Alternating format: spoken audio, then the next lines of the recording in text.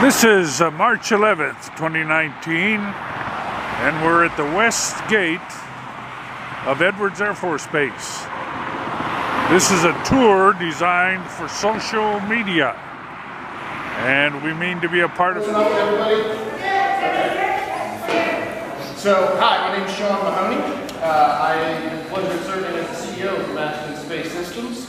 Welcome to the aviary. This is one of the buildings we have on our campus here in Mahoney Air and Spaceport. As I said, as folks are coming in, this is an active workshop, so there are tools and there are things on shelves, and please just be careful as you're looking around. Just be aware that this is an active shop. If you are concerned for your safety or anyone else's, please say something right away. No problem interrupting me. And I'll also say, while you're here in Mojave, it is completely normal to be having a conversation, hear something interesting flying overhead, and lean over and look out the window or the door while having the conversation. Breaking eye contact is not rude, it's just the way of it when you're here in Mojave. So, for folks, how many folks have been to Mojave before? Excellent. How many folks, is this your first time here at the spaceport? Okay, excellent. So we've got a couple of new folks and a lot of folks that probably know even more about this place than I do. What we wanted to do today with our time is take a little bit of time to tell you about some of the stuff that Masten is doing in coordination with Armstrong, and some of the stuff that we're doing that is leading to going to the moon and to address that Space Policy Directive #1 that you heard this morning in the remarks from the administrator. So what you're looking at here, and I'll give you just a little bit of an idea of the technology. In the corner behind the very prestigious velvet ropes is Zombie. If you've been following the industry for a couple of years, you may have heard that there was an X Prize. No, not the Google Lander X Prize. And no, I don't mean the Ansari X Prize, the one in between those two. The Northrop Grumman NASA Centennial Lunar Lander Challenge, presented by X Prize. That vehicle right there won second place in the first level of competition, and then was succeeded by another vehicle that is not marked next to it, which won first place, demonstrating the core technology to land on the moon back in 2009. So it's been a little while from when we originally got the technology up and running to when there is a major focus on going to the moon. This vehicle here in front of us is the 5th generation of this same kind of architecture.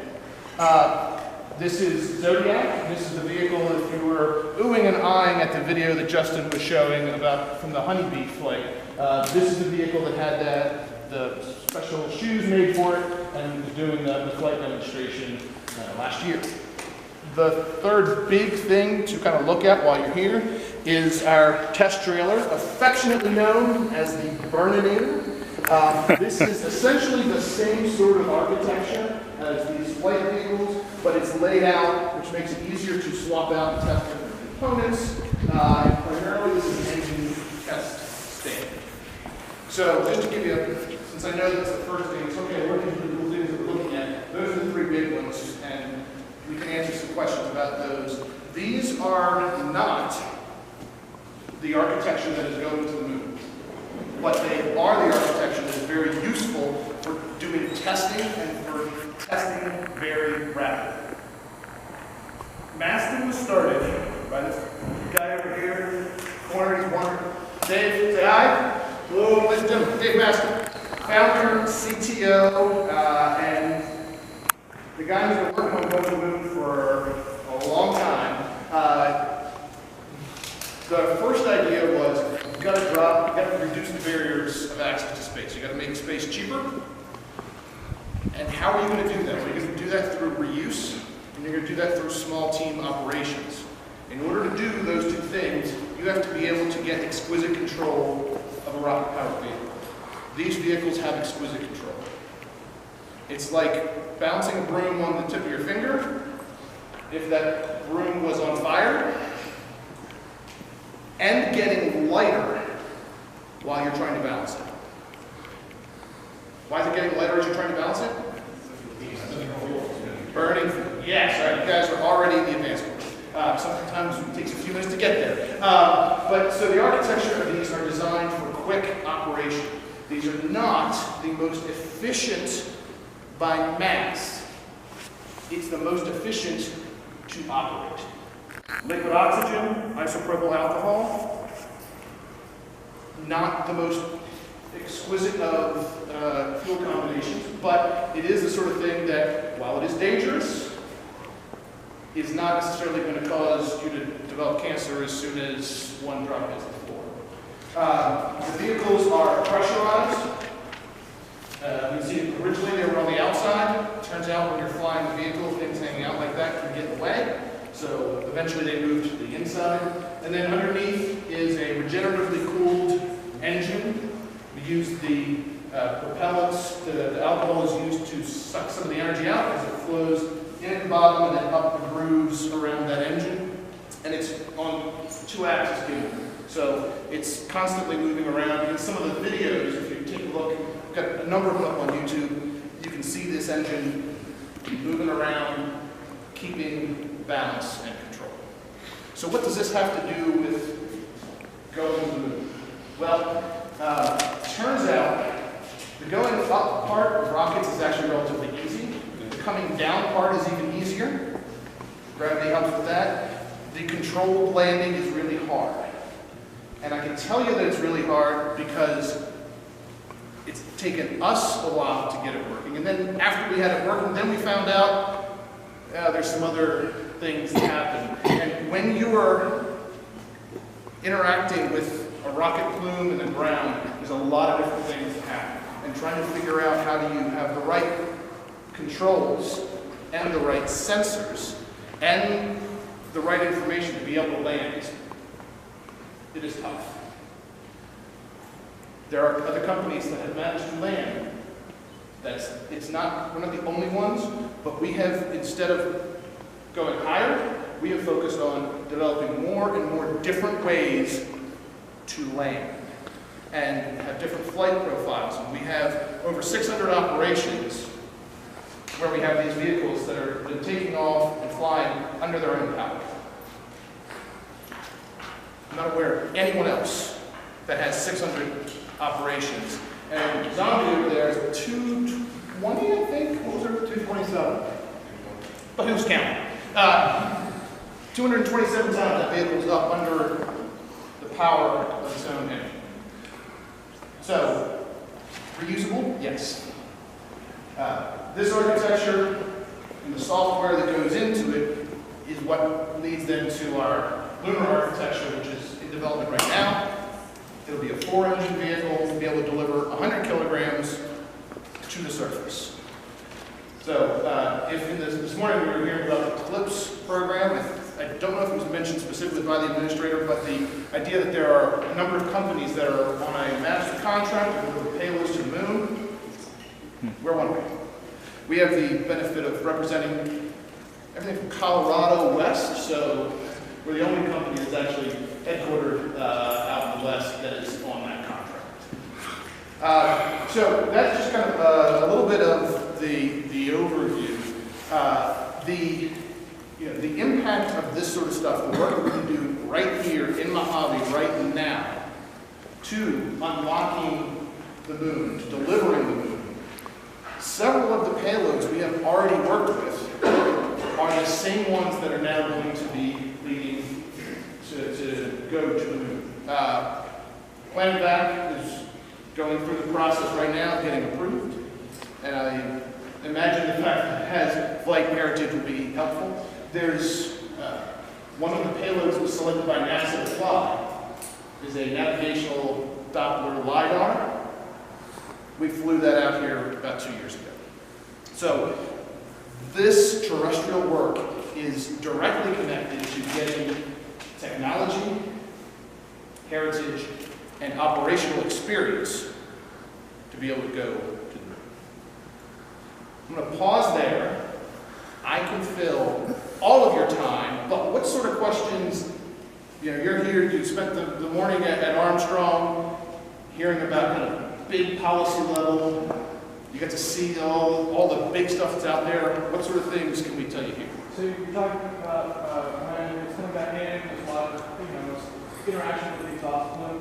Is that more about shutting down in the right way, or coming down really gently, or obviously it's especially like any insight? The answer is a little bit of all of the above. So yes, you've got to. We have on the other side of the airport, a relatively short drive, is a number of concrete pads. And when I say concrete pads, we were actually mixing them up like Quickcrete and pouring them ourselves for a while. We now have upgraded to having someone else come and pour the pads, but they're not fancy, they're just concrete pad. That's one of the things that we do to simplify how we fly with these things right now. Understanding where you are relative to the ground is a little bit tricky. We use a combination of a number of different sensor inputs that then try to cancel out any errors between them. And then there's the question of being able to see the ground.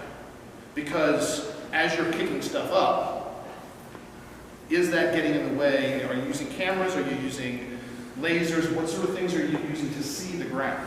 And each one of those has different trade-offs. Oh, and by the way, that adds mass to the vehicle. So what we can do is we have a system that we know works. And if someone wants to, we can turn the keys over it. You can fly this vehicle. Now, if you go outside the bounds of where you're expecting to be, we're going to take control back and then set it down. And then we're going to bring it back here. We're going to figure out why it didn't work the way we anticipated. We'll fix it and go out and fly it again. And by the way, that turn time is probably a day or two. We've done it in hours. Gas and go. Like the engine, we have not actually found when these engines need to be dropped out. We take them apart every now and then and inspect them and go, okay, good enough, put it back on for some more. Yeah, these are literally gas and go. We can fuel them in the field.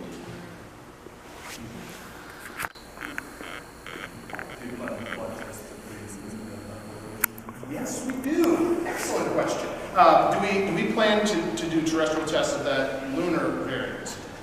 Yes. So what we're calling that right now XL1. We'll come up with another fancy word that actually flies. XL1 does have a terrestrial version that we have also very creatively called XL1T. Any idea what the T's for?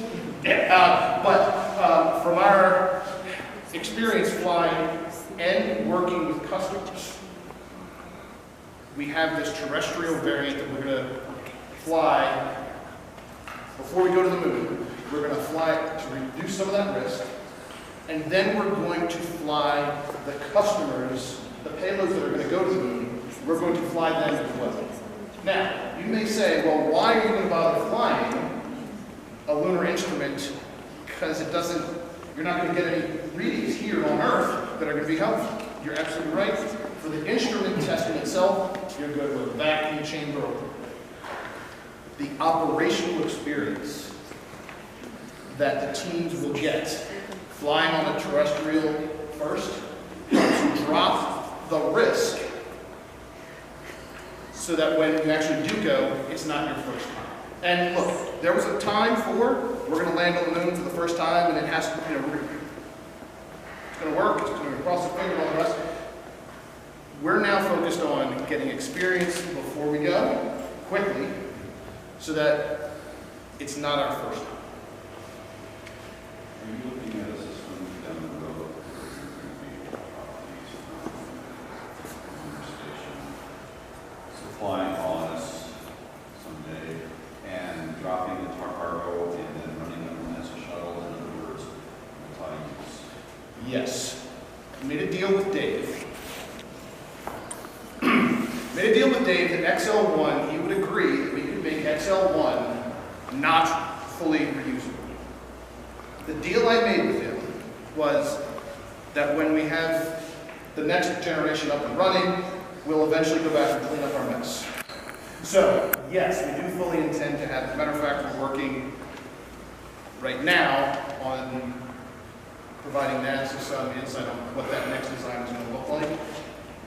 There are many challenges, but it is certainly doable. Some of the challenges, though, so I think folks here are probably familiar with the iPhoneization of satellites, right? We had big satellites, and now we have the small sat, CubeSat revolution. That's phenomenal, and it has changed the satellite industry. That does not immediately parallel to lunar landing, because small, you lose some of the efficiencies if you try to make things really small. So there's going to be a minimum size that is economically viable. And so what we're looking at is being able to provide the economic value of regular resupply. Now the big question is going to be, and I think the next 5 years or so we're going to get an answer to the direction. Where do we want to go on the moon? There's plenty of people that have great ideas of what that answer is. The problem is we don't really know yet because we haven't been there in a while. We need to get more data. But it could be there are a few critical spots that you want to go to regularly, in which case larger payload mass and actually a lunar infrastructure that you're landing at a given spot. It could be you want something, you want to be able to go everywhere, and so you want to pepper the moon, and you need something that can go anywhere with a smaller payload. Which one of those is going to be the answer? I don't know. Masten has a solution either way. If you want to take XL1 and keep flying that, great. If you want to fly more payload and go to more interesting places, we've got the upgrade path for that. Probably way over answered that question, but I used it all. So it has been phenomenal working with NASA over the years in a number of different ways. You heard about the Flight Opportunities Program, and John Kelly in the back there, you heard speak earlier. The man was a visionary in helping get that program going in the first place.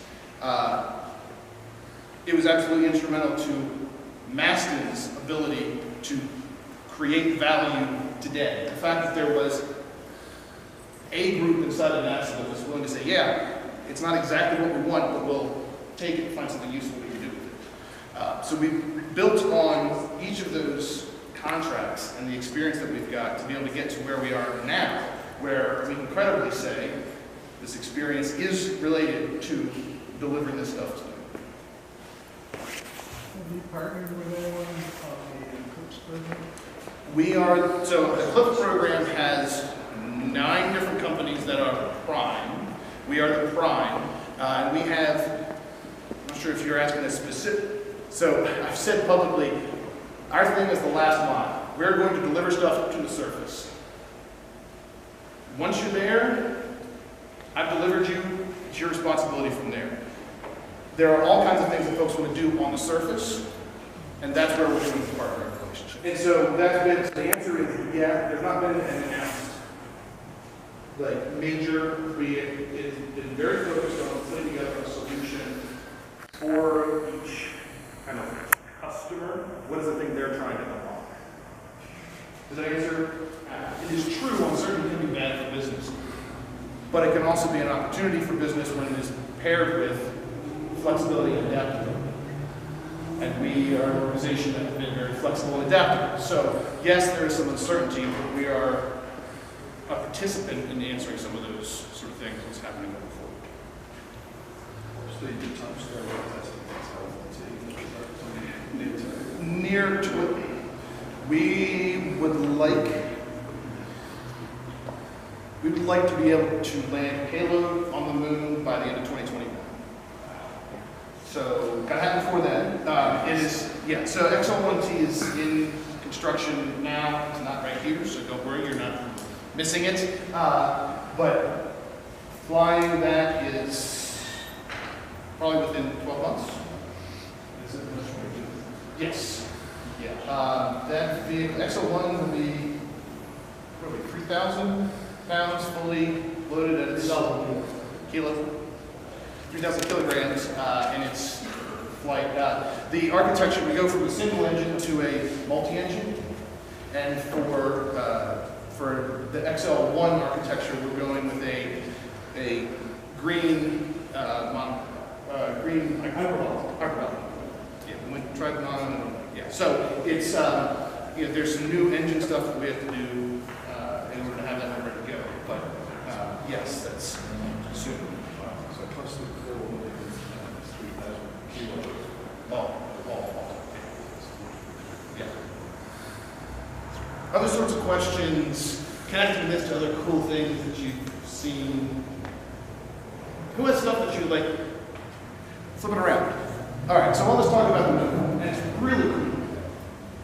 I get to talk about it. And actually, before I got recruited over to join the team, I actually had a number of space people that I would talk to on a regular basis. And for a couple of years, I would tell people at cocktail parties, the craziest part of my week is the 15 minutes every Monday morning when I get to talk about this week in space. I had no idea that I would wind up doing it all the time. But, so it is really cool. But there's another piece that hopefully looking at these vehicles will help demonstrate is, even though it is exceptional, it is also accessible. The program that we did with Honeybee was a very small amount of money. And it actually used the Planetary Society ran a fundraising campaign to provide some of the additional funds for the development of the technology.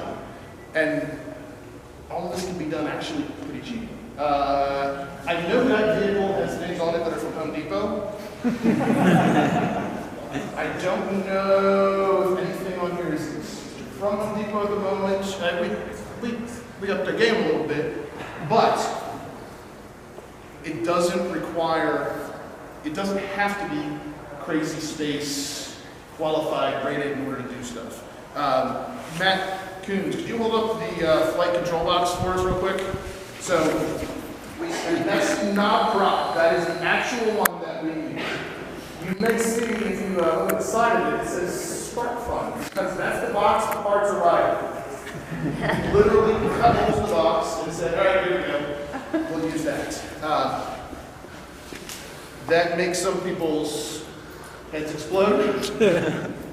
It works, it has worked, it continues to work. We test it out every time before we fly. But that's the sort of thing, it does not need to be in a mil-spec, blah, blah, blah. It works, it works. I don't think we're going to actually use that one for our actual lunar mission, but it might show up in the picture somewhere. There you go, there's an Easter egg for you.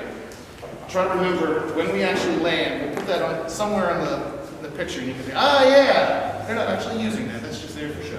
Other questions? What do you have a sense that the moon is going to be accessible? Or is it still something that's just, you know, for really cool people that have to have the budgets the size of countries?